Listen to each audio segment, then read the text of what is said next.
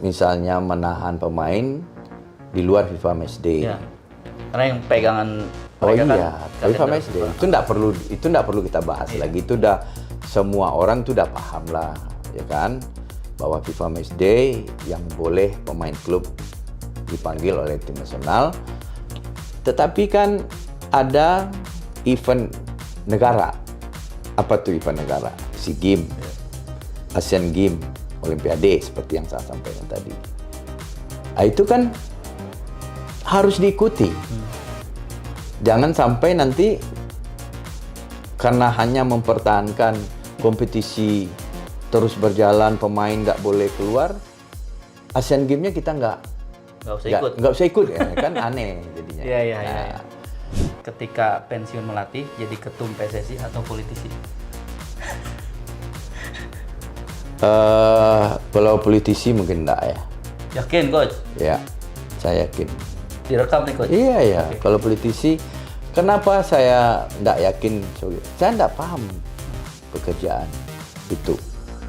Ya, enggak tahu sama sekali saya bagaimana cara bekerja di situ. Kan enggak ahlinya berarti. Kalau kita nggak ngerjain yang nggak ahli pasti kemudaratan tuh. Tapi kalau ketua umum PSSI kan masih mungkin sepak bola kan, ya kan. Tapi siapa yang mau milih saya jadi ketua umum PSSI?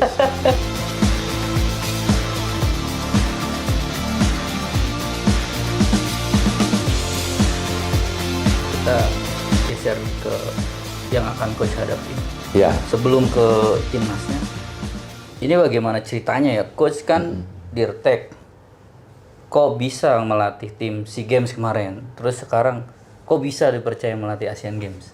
Itu apakah tidak berbenturan atau bagaimana pembagian tugasnya? Kalau berbenturan tentu tidak, karena Dirtek yaitu banyak kebijakan. Ya. Yang tadi ya di organisasi. Yang di organisasi. Yang di timnas itu profesionalisme saya sebagai pelatih. Oke. Walaupun di direktur teknik saya juga profesional di direktur teknik. Bahkan saya alhamdulillah saya ditunjuk oleh FIFA 25 orang di dunia untuk ikut diploma direktur teknik. Saya juga nggak tahu tuh kenapa FIFA tunjuk saya kan. Apakah saya berapa kali diinteraksi lewat kursus-kursus yang diadakan di FIFA yang menyangkut dengan technical leadership kemarin di Kuwait, di Filipina dan lain sebagainya itu. Dan dia tunjuk saya jadi 25. Nah, saya berharap selama 2 tahun saya akan belajar nanti online, hanya 4 yang langsung, yaitu ke Brazil, ke Tokyo, bulan Desember besok saya ke Tokyo, dan Jerman, dan wisudanya di Zurich. Okay. Nah, saya berharap itu menjadi penambah background saya, pengetahuan saya untuk direktur teknik. Dan kemarin Pak Ketua Umum meminta saya fokus di membantu beliau di tim nasional. Okay. Tim nasional menyiapkan tim nasional U20, jadi bukan U23, bukan yang lain. Tim nasional 20, dan alhamdulillah per 1 Agustus kami sepakat, saya dikontrak selama 4 tahun untuk membangun tim nasional U20. Bagaimana jadi Coach dikontrak jadi pelatih juga? Ya, saya pelatih tim nasional. Di PSSI di Dirtek? Sekarang saya sambil menunggu direktur teknik yang baru. Oh, berarti pada akhirnya akan lepas ya? Oh iya, ya pasti. Ya, Coach kan menyiapkan fondasinya? Ya, oke. Jadi kemarin kan tidak gampang juga mencari direktur teknik itu.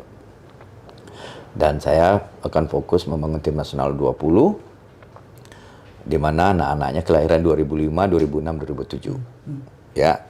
Nah, 2006, 2007 adalah tim yang ikut Piala Dunia U17. Yang digabung, sekarang lagi persiapan ya? Yang sekarang lagi persiapan.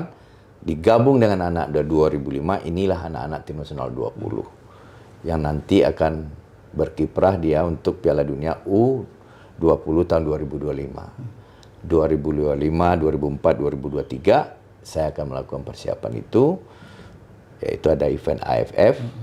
ada kualifikasi AFC untuk menuju Piala Dunia itu. Target saya ya kita bisa masuk Piala Dunia U20 secara langsung lewat kualifikasi.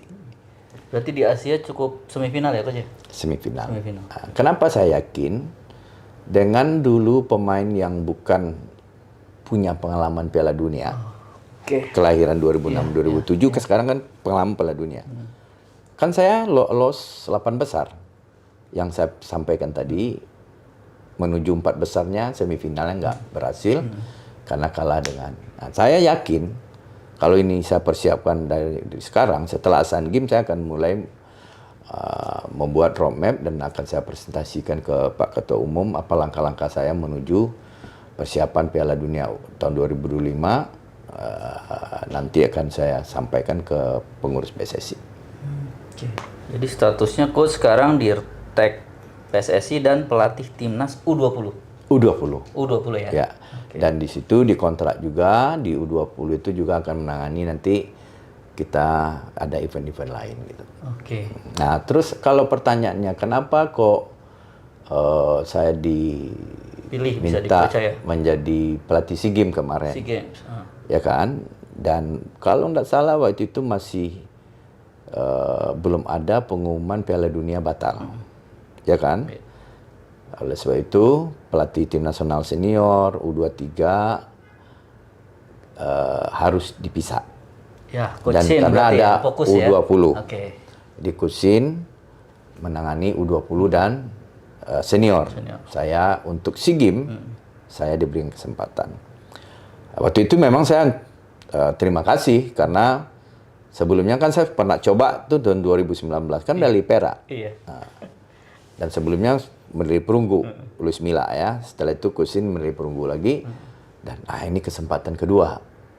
Saya pergunakanlah kesempatan dua itu. Dan saya berterima kasih waktu itu diberikan kepercayaan dan alhamdulillah saya jawab kepercayaan itu. Karena lolos atau medali emas SEA Games, pemerintah, ini kan dari pemerintah, KOI ini programnya KOI, kita ikut Asian Games. Dan saya diminta melanjutkan Asian Games. Nggak ada ini Coach, apa, benturan dengan Coach Sintayong atau bagaimana gitu, saling tidak enak? Oh nggak ada, kan profesional saja sudah ya? Iya, makanya kan Pak Ketum, saya bersyukur dengan Pak Ketum yang selalu menjembatani. Beliau sudah bilang ke semua pelatih tim nasional. Pak Erik bilang, di antara pelatih tim nasional harus bersinergi. Mulai dari pelatih usia muda, U17, U20, U23 senior, itu saling berkolaborasi. Nah, contoh sekarang, pemain misalnya. Karena memang kita ke depannya memang harus kedalaman skuad harus ditambah. Ya, pemain-pemain tim nasional itu jangan satu tim lagi. Jadi begitu kita turun di layernya ya. Iya, di event-event yang yang nggak resmi, AFF, kita bisa turunkan pemain-pemain yang bukan kedua. Kalau saya bukan memperbanyak pemain tim nasional. Jadi saya nggak setuju kalau kita tampil dengan pemain kelas 2. Nggak bagus, untuk pemain nggak bagus. Ya kan, untuk pemain yang kita bawa, kami pemain kelas 2. Istilahnya kita memperbanyak jumlah pemain tim nasional yang kualitas bagus. Dan alhamdulillah nggak ada benturan. Nggak ada benturan. Sekarang ke Asian Games timnas Coach. 19 September pertandingan pertama ya. Kita di grup, saya lupa grup apa, tapi ada Kyrgyzstan, Korea Utara, dan Taiwan, Cina Taipei. Ya. Ini kalau ditanya target pasti juara. Saya tahulah Coach pasti ya target setinggi-tingginya ya. Nah, tapi roadmap menuju ke sana tuh bagaimana? Mengingat ini sangat pendek gitu ya. Kalau dulu kan orang timnas identik dengan TC jangka panjang. Sekarang ini gimana? Ya, jadi di negara-negara maju sepak bolanya atau federasi yang sudah mapan, kompetisinya bagus, pembinaan usia muda bagus, kan nggak ada TC jangka panjang. Jadi saya pernah ke Belanda ya, saya ngomong ke NVB lagi, saya tanyakan kapan TC tim nasional, mulai dari usia muda sampai senior katanya, sampai putri, itu TC-nya itu saat FIFA Matchday, semua tim nasional TC. Oke. Yang senior melaksanakan tugas FIFA Matchday-nya, yang lain dia beruji coba. Begitu selesai, kembali ke klub. Karena TC jangka panjangnya itu ya di klub gitu. Ya. Bukan tim nasional. Jangan diambil alih tugas klub oleh tim nasional. Nah, pertanyaannya bagaimana dengan U17 kita sekarang? Kok jangka panjang? Ya. Asal kompetisi U17 kita bagus dan oke, Mestinya nggak Bima ada mungkin TC, nggak ya? akan TC jangka panjang. Cuman masalahnya, kemarin aja kita mau meliburkan 10 hari aja, kita khawatir apa yang mereka lakukan di daerah. Ya.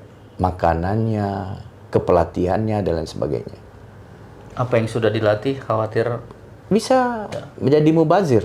Makanya saya diskusi dengan Coach Bima dan Pak Sekjen waktu itu, dan Wakil Ketua Umum PSSI Pak Zainuddin Amali, ya kita harus percepat.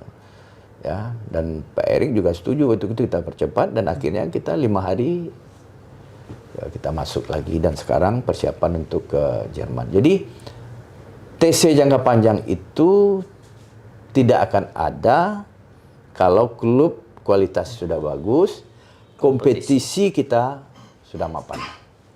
Nah, tidak perlu TC jangka panjang. Asian Games, saya baru TC 3 hari. Dan itu pemain tidak komplit. SEA Games kan juga nggak lama TC. Hanya seleksinya yang lama waktu itu, kebetulan Liga 2 nggak jalan kan. Saya pergunakanlah untuk menseleksi anak Liga 2. Karena tidak ada kompetisi Liga 2 waktu itu karena pandemi. Nah, sekarang kan pemain masih bermain di senior kemarin FIFA Matchday dan bermain di kualifikasi AFC U23. Nah, jadi memang yang harus disinkronkan pemahaman antara kita pelatih tim nasional dengan tugas-tugas pelatih di klub. Saya nggak menyalahkan pelatih klub misalnya menahan pemain di luar FIFA Matchday. Ya. Karena yang pegangan FIFA Matchday itu nggak perlu kita bahas lagi. Itu udah semua orang tuh udah paham lah, ya kan, bahwa FIFA Matchday yang boleh pemain klub dipanggil oleh tim nasional. Tetapi kan ada event negara. Apa tuh event negara? SEA Games, Asian Games, Olimpiade seperti yang saya sampaikan tadi. Nah, itu kan harus diikuti. Jangan sampai nanti karena hanya mempertahankan kompetisi terus berjalan, pemain nggak boleh keluar, Asian Games-nya kita nggak usah ikut, ya, kan aneh jadinya. Iya. Ada 2 hal yang harus kita kerjakan, yang kita lakukan. Satu, memang kita minta pengertian dari pelatih klub. Dan pemain yang didaftarkan di klub itu kan juga ada 23 orang. Kan 35 atau 30 kalau nggak salah. Kan ya, berarti kan banyak pilihan sebenarnya. Dan tim nasional ke SEA Games, Asian Games itu paling kompetisi itu kehilangan 2 match. 2 minggu kan? Ya. Kalau memang seminggu sekali kan 2 match. Ya kan? Tapi kan nggak gampang juga. Nah, saya sebagai pelatih timnas waktu SEA Games kemarin itu nggak bisa plan A, saya bikin plan B. Ya kan, nggak bisa ini, saya pilih pemain-pemain yang dari Liga 2. Tapi sayangnya kadang-kadang dipilih pemain Liga 2, dikritik juga kita.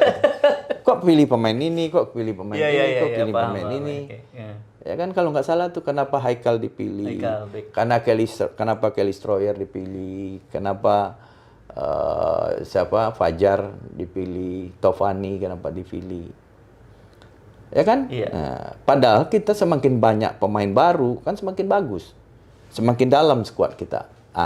Ini yang disarankan oleh Pak Ketum Erick Thohir, kita harus perbanyak jumlah pemain tim nasional.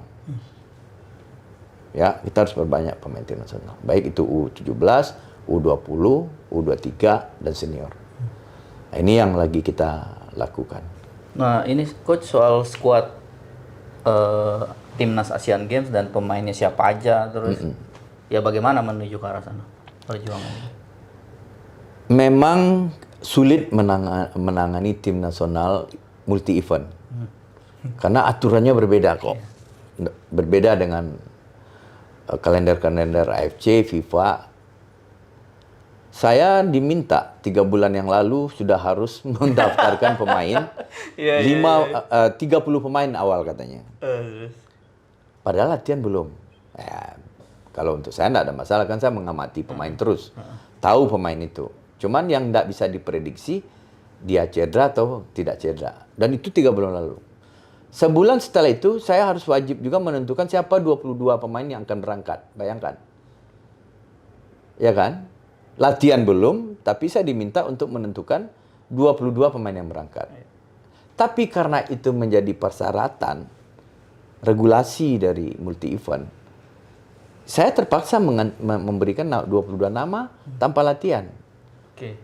Nah, untung, ya saya tahu 6 jam sebelum pertandingan masih bisa. Jadi saat MCM nanti, di situ baru ditetapkan 22 pemain skuad Indonesia dan ditandatangan. Itu nggak boleh dirubah lagi. 6 jam sebelum MCM. Iya, saat MCM. Saat MCM, oke. Ya, itu nggak boleh dirubah lagi. Nah, jadi 22 pemain saya udah tetapkan ini. Nah, dan saya lihat dari 22 pemain itu ada yang tidak diizinkan oleh klub. Nah, itu karena bukan ada yang ACL ada. yang butuh 6 bulan istirahat. Terus gimana? Nah, rupanya bisa diganti. Ya alhamdulillah lah saya bisa ganti. Jadi lebih sulit ya menangani timnas di luar FIFA Matchday. Dan itu perlu komunikasi, perlu kepiawaian kita untuk mensiasati itu semua. Komposisinya coach, apakah ada nama-nama pemain yang merumput di? Iya, memang kita Asian Games itu juga harus realistis ya. Tapi kalau kelahirannya secara regulasi itu kelahiran 99. Oke. 99 itu adalah pemain-pemain yang waktu itu U20 tahun 2018. Oke. Nah, berarti di Asia pemain yang Kubo CS itu tuh. Kalau di kita itu ya Asnawi CS. Kita kan bisa 8 besar waktu itu. Yang pemain akan beredar seperti itu. Dan sayangnya pemain-pemain itu udah bermain di profesional dan tidak akan lagi bertemu di Asian Games. Saya yakin itu pasti tidak akan diizinkan, tidak akan dilepas. Ya, tidak akan dilepas. Oleh sebab itu pemain-pemain pasti pemain-pemain baru yang akan muncul di situ. Dan saya berharap ke klub ya, tapi saya terima kasih ke beberapa klub yang sudah komunikasi dan Persib juga kita komunikasi ya, hampir semua klub lah saya komunikasi untuk apa win-win solutionnya. Asal jangan win-winnya itu tidak mengirim. Itu tidak win-win namanya. Iya kan? Coach, ini udah menuju akhir. Nah, ada beberapa pertanyaan dari subscribernya Warta Kota News. Ya. Jadi yang pertama nih. Pertanyaan. Gonzales @Gonzales6823. Gonzales pemain? Bukan. Pensiun melatih jadi ketua umum PSSI atau politisi? Kenapa? Ketika pensiun melatih jadi ketum PSSI atau politisi? Kalau politisi mungkin enggak ya. Yakin coach? Ya, saya yakin. Direkam nih coach? Iya ya. Okay. Kalau politisi, kenapa saya enggak yakin? Saya enggak paham pekerjaan itu, ya. Enggak tahu sama sekali saya bagaimana cara bekerja di situ. Kan enggak ahlinya berarti. Kalau kita nggak ngerjain yang nggak ahli pasti kemudaratan tuh. Tapi kalau ketua umum PSSI kan masih mungkin sepak bola kan, ya kan. Tapi siapa yang mau milih saya jadi ketua umum PSSI? Kan nggak gampang, ya kan. Ya, yang jelas saya ingin berkontribusi bekerja di sepak bola. Siap. Dari @rudyrock14, 10 tahun terakhir stok striker lokal makin berkurang. Bagaimana pendapat Coach Indra mengenai fenomena ini? Ya, ini apakah tanggung ini jawab karena banyak pemain naturalisasi atau klub memasang striker asing? Ya, nggak bisa itu jadi alasan juga. Kan di negara lain juga banyak juga pemain asing, dan saya pikir mau nggak mau kita harus menyiapkan pemain generasi baru. Dan memang mengasahnya di kompetisi. Problem kan di Liga 1 itu hampir semuanya striker, nih bicara striker ya, itu striker asing. Ya harus dari kompetisi yang strata lainnya yang bermain. Nah, ya kalau nggak mau, itu yang saya bilang. Kalau kita nggak mau tereliminasi oleh pemain asing, kualitas kita kan yang harus ditingkatkan kan. Sama dengan contoh kita nggak mau pelatih asing melatih di klub. Terus kita nggak mau meningkatkan kualitas yang kan enggak. Jadi kalau nggak mau pelatih asing main di klub, kan kita sudah punya 21 pelatih yang apro. Ayo dong bersaing. Kapasitas kita. Okay. Ya kan saya nggak setuju juga misalnya kita harus bikin regulasi supaya orang asing nggak masuk. Mana bisa negara yang sudah dunia yang sudah mengglobal kayak gini. Terus nanti dilarang juga anak-anak kita main di luar, gimana coba? Pelatih kita melatih di luar. Nah, jadi memang mempersiapkan kader pemain. Iya. Terus ini saya lupa nyatat dari siapanya, tapi mengapa jaket digulung sampai siku? Ya, ini stylenya aja ya, supaya ada pembeda aja. Cuman kami di Sumatera Barat, sampai di siku diangkat itu simbol pekerja keras. Iya, jadi kalau orang Padang sudah menyingsingkan lengan bajunya, itu dia siap bekerja. Itu filosofi loh. Itu coba tanya sama orang-orang. Kearifan lokal. Bukan kearifan lokal, itu kayak apa ya? Kearifan lokal ya oke lah. Jadi orang Padang kalau sudah menyingsingkan lengan bajunya, itu dia siap untuk bekerja. Nah, kalau untuk saya ini ya untuk gaya-gaya aja. Tapi saya memang pekerja keras. Iya, itu kelihatan lah dari. Saya memang harus bekerja keras. Siap. Karena tantangan itu tadi. Oke, kalau ini dari saya pribadi, coach bisa jelasin nggak? Setahu saya dulu nama coach itu SY Indra Syafri. Oh iya. Terus diubah pada satu ketika jadi SJ Syafri. Nah ini mungkin banyak yang belum tahu, coach. Ya, saya pernah selama melatih itu kan banyak orang-orang sport science, bahkan orang ahli metafisik saya ajak kerjasama juga, gitu kan. Bahkan kiai-kiai tertentu saya minta untuk memberikan masukan, ya. Jadi ada Dr. Arkan waktu itu, kebetulan sebenarnya saya hadir ke tempatnya diajak ipar saya yang ngajak. Rupanya dia menanyakan anaknya kuliah yang paling tepat tuh di mana. Ini bukan ilmu perdukunan loh. Ini memang metafisik. Dan itu dia doktor. Dia doktor S3. Ketamatan Amerika. Terus saya panggil Mas Arkan. Mas Arkan, coba lihat nama saya ini bagus nggak? Indeks kohernya Indra Syafri. Wah, ini indeks kohernya 5,6. Sampai harusnya kapan? Nilai paling tinggi 10 gitu. Nggak ada yang 10. Bill Gates aja 9,8 atau berapa. Jadi coach ini nggak akan pernah sukses, coach katanya. Ini sebelum final nih. Sebelum ada saya juara yang pertama itu. Dia gimana? Ganti Yengki itu katanya menjadi J. Jadi Indra Syafri. Kalau ini indeks koherennya mendekati Bill Gates katanya. Tapi kan sukses orang itu kan dari nggak bisa sama. Betul, ya. Betul. Terus gimana caranya? Coach harus pikirkan nama coach itu Indra Syafri. Bikin pakai double folio tuh. Kan salah satu folio tuh Indra Syafri. Kan capek juga saya, Mas Arkan. Kan saya banyak teman-teman media, kalau saya perconference, saya pakai sarana itu gimana? Itu lebih cepat. Itu lebih baik, katanya kan. di-share ke semua orang katanya. Makanya pernah waktu itu nama saya tolong ditulis Indra Sejafri. Nah, tapi saya pikir memang Dr. Arkan ini hebat gitu. Saya pulanglah ke kampung saya, ke desa saya, dusunnya. Rupanya di rumah saya itu ada nama hijrat, itu kan ada ditempel tuh. Indra Sejafri lahir tanggal 2 bulan 2 tahun bla bla. Huruf Arab gitu ya, Coach? Ada yang huruf Arab, macam-macam tuh kan. Nah, kan kebanggaan tuh anak ditaruh di dinding. Ya kan?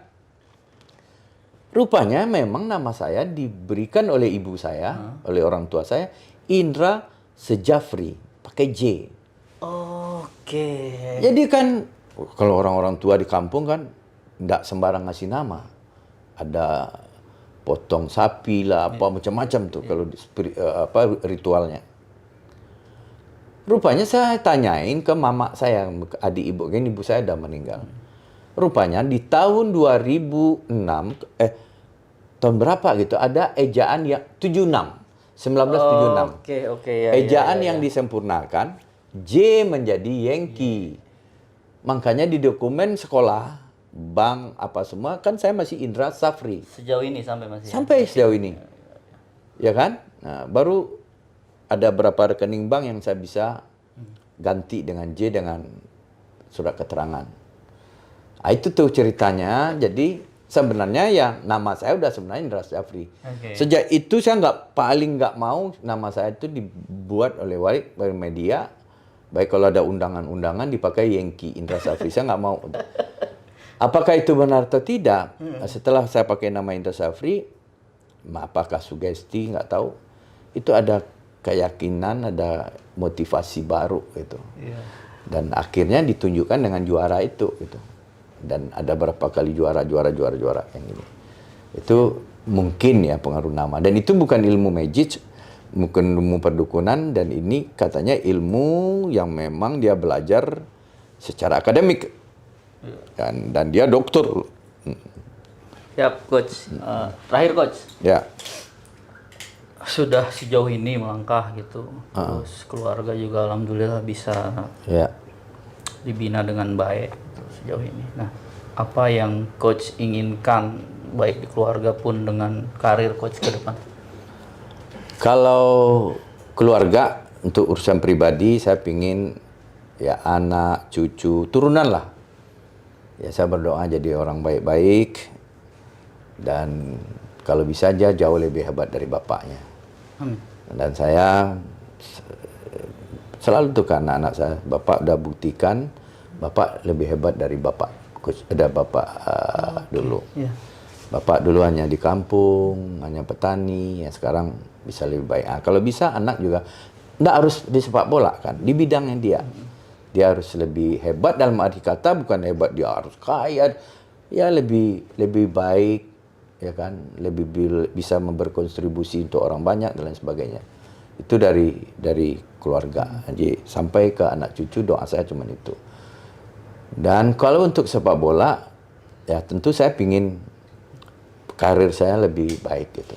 Lebih baik dalam arti kata baik itu dari sisi kontribusi, prestasi, pemikiran. Itu yang saya harapkan. Dan kalau Tuhan mengizinkan ya kita melihatlah Indonesia bisa benar-benar prestasi itu menjadi tradisi. Mudah-mudahan Coach. Ya, amin. Kita harus dukung bersama-sama. Amin. Ya, Sobat PK, Tribuners, kita sudah di ujung. Demikian obrolan bersama Direktur Teknik PSSI, Indra Safri. Banyak hal rasanya yang bisa memotivasi kita semua bagaimana dari keadaan yang bukan siapa-siapa, dari nobody menjadi somebody, dari zero to hero kalau boleh dibilang. Mudah-mudahan bermanfaat. Sampai jumpa dengan narasumber berikutnya. Assalamualaikum warahmatullahi wabarakatuh. Salam olahraga. Jaya.